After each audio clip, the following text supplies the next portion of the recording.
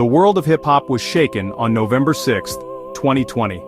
On that fateful day, a rising star from Chicago, Davon Bennett, known to his millions of fans as King Von, was tragically shot and killed. The incident occurred outside a nightclub in Atlanta, Georgia, following a violent altercation. This was not a random act of violence, but the culmination of a dispute between King Von's group and another entourage associated with the rapper Quando Rondo. The man identified as the shooter, Timothy Leaks, an associate of Quando Rondo, was subsequently arrested and charged in connection with King Von's murder. In the ensuing mayhem, shots were fired and King Von was fatally wounded. The event sparked immediate and intense reactions online, with fans mourning the loss of a talent. The aftermath of the shooting was incredibly tense, fueled by grief, anger, and a desire for answers. King Von was only 26 years old, and his career was on a steep, upward trajectory. His album, Welcome to O Block, had been released just a week before his death. His stories, often depicting the harsh realities of life in Chicago, resonated deeply with listeners around the globe. The legacy of King Von is a complex one, marked by both incredible artistic achievement and a life cut tragically short. The events of that November night did not just end a life, they set in motion a chain of events that would continue to unfold for years, pulling more individuals into a vortex of legal battles and public scrutiny, ensuring that the story of King Von would not end with his final breath. To understand the events that followed King Von's death, one must first understand his profound relationship with fellow Chicago rapper, Lil Durk. Their connection was more than a professional collaboration. It was a deep, brotherly bond forged in the crucible of Chicago's South Side. Lil Durk, born Dirk Derek Banks, took King Von under his wing, signing him to his record label, Only the Family, or OTF. Durk saw in Von not just a raw talent but a kindred spirit. He became a mentor. He became a friend. He became a powerful advocate for Von's career, championing his music and helping him navigate the complexities of the industry. Their relationship was a cornerstone of the OTF collective. Their friendship was frequently on display for the world to see. They showed it in their music, they showed it on social media, they collaborated on numerous tracks. Their distinct styles complemented each other to create powerful anthems that resonated with their shared fan base.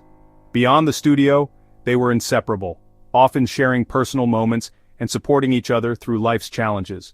For Lil Durk, King Von was not just an artist on his label, he was family. The news of King Von's murder was a devastating blow to Lil Durk. He publicly mourned his friend, using his platform to pay tribute to Von's memory and express his profound sense of loss. This period was a turning point for Durk, both personally and professionally. The loss of his close confidant cast a long shadow over his life, and the themes of loyalty, loss, and retaliation became even more pronounced in his subsequent musical projects. In October 2024, the narrative took a dramatic and severe turn when Lil Durk was arrested by federal agents. He was not charged in connection with the death of King Von. Absolute clarity. Instead, the federal indictment accused him of orchestrating a murder-for-hire plot. Prosecutors alleged Durk was driven by a desire for revenge and conspired to kill those he held responsible for Von's death. Allegations say he used his influence and the resources of his OTF enterprise to put a bounty on the life of Quando Rondo, the rapper whose crew was involved in the fatal 2020 altercation. The indictment laid out detailed allegations. Prosecutors say Durk ordered a hit on Quando Rondo in 2022. The planned attack reportedly failed at its primary objective. It instead resulted in the fatal shooting of Saviaya Robinson, a tragic outcome. Robinson was identified as Quando Rondo's cousin. The government says this was a calculated, orchestrated plot funded and directed by Lil Durk. The charges painted a picture of a celebrity using power and wealth to enact street justice. Crucially, Lil Durk is not accused of pulling the trigger. The federal case centers on the allegation he was the mastermind. Murder-for-hire charges claim he solicited others to act on his behalf. The case isn't about his presence at the scene but about proving he initiated and financed the conspiracy. Prosecutors claim evidence shows Durk sought retaliation for the loss of King Von and used his OTF label as a vehicle for that alleged plot. With the federal charges filed, the stage was set for a high-stakes legal battle. The prosecution's case hinges on the claim that Lil Durk's grief over King Von's death morphed into a criminal conspiracy.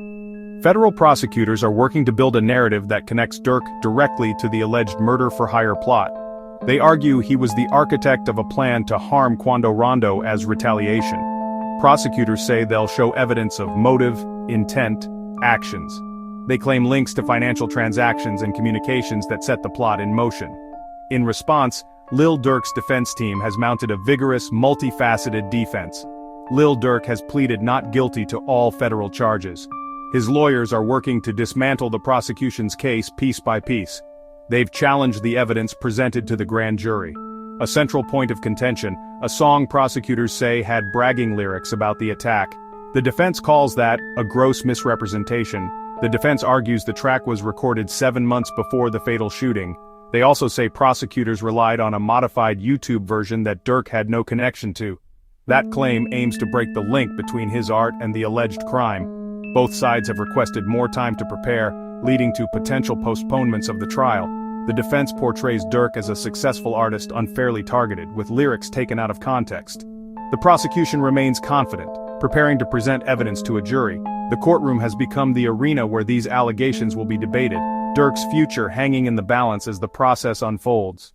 As of today, September 15, 2025, it is imperative to remember one of the most fundamental principles of the justice system. Every individual is presumed innocent until proven guilty. Lil Durk has been charged with serious crimes, but these are, at present, only accusations. A federal grand jury has indicted him, which means they found sufficient evidence to proceed to a trial. However, a trial is where the evidence is tested, where arguments are heard, and where guilt must be proven beyond a reasonable doubt. The court has not found Lil Durk guilty of any crime, and his case is still ongoing. He remains detained as he awaits his day in court to confront the allegations leveled against him. The distinction between an accusation and a conviction is not merely a legal technicality, it is the bedrock of a fair and just legal system. In the court of public opinion, especially in the age of social media, it is easy for lines to blur. Narratives can be shaped by headlines and judgments can be passed long before a verdict is ever reached. However, the legal process moves at a much more deliberate pace, guided by rules of evidence and procedure. Lil Durk and his legal team are actively fighting the charges, exercising his right to a defense and challenging the prosecution's narrative at every turn. The outcome of this case will ultimately depend on the evidence presented in court. The burden of proof rests entirely on the prosecution. They must convince a jury of 12 citizens that Lil Durk did, in fact, conspire to commit murder for hire. The defense, in turn, only needs to demonstrate that the prosecution has failed to meet this high standard.